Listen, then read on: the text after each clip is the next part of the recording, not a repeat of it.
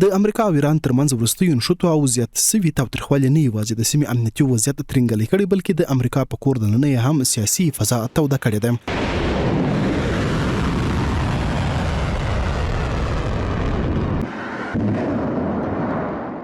راپورونه ښیي چې د جګړې د پراخېدو له اندېښنو سره هم مهاله د واشنګټن په سیاسي کړیو کې د نظر اختلافونه ژور سوي او د تصمیم نیونې پر څرنګوالي سختې نیوکې راپورته سوي دي. په ځانګړي ډول د امریکا د ولسمشر ډونالډ ټرمپ پر سیاستونو او دریځونو پراخ بحثونه روان چې ځینې سیاسي څیرې هغه د اوسني کړکېچ د رامنځته کېدو له عواملو څخه بولي. نړیوالو رسنیو راپور ورکړی چې د امریکا سمندري ځواک وزیر جان فیلن له خپلې دندې ګوښه سوی دی. دا پریکړه د دفاع وزیر پیټ هګسټ لخوا سوې او ویل کېږي چې نوموړی به په سملاسي توګه خپله دنده پرېږدي. تر ډیره پورې د امریکا واکمن حکومت دا ښوولې ده چې ګواکې دوی د بهرنۍ پالیسۍ په اړه باندې که د جګړې اړخ وي، د اقتصاد اړخ وي، د سیاست اړخ وي، چې ګواکې د نظر یووالی موجود دی. مګر وروستۍ استعفاوې چې د دوی لوړپوړو چارواکو له خپلو دندو استعفاوې کړي دي دا په ډاګه کوي چې د امریکا د اوسني حکومت د پالیسیو په اړه باندې په اداري لحاظ باندې د نظر یووالی نشته.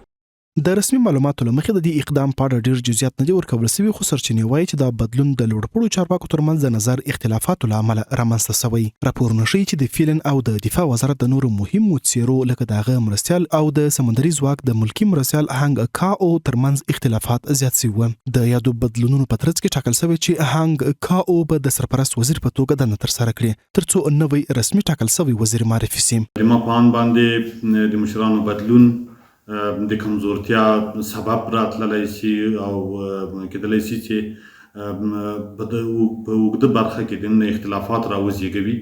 د جنګي قواعدو او د پالیسیو د له منځه وړلو په برخه کې دغه برخه د ټولو نه زیاته د داخلي یووالي کمزوري او په مورال کې ناڅاپي بدلون راوستلی شي چې بهرنی کړکېچ مدیریت به ورته سخت کړی شي. دا تحول داسې مهال رامنځته کېږي چې د ایران او امریکا ترمنځ سیاسي او پوځي کړکېچ هم دوام لري او شنونکي باور لري چې داخلي اختلافات کولی شي د بهرني سیاست پر پریکړو هم اغیز وکړي. شنونکي ټینګار کوي چې د بهرني فشار ترڅنګ داخلي اختلافات کولی شي د امریکا د دریځ یووالی کمزوري کړي او د روان کړکېچ د مدیریت بهیر لا پیچلی کړي.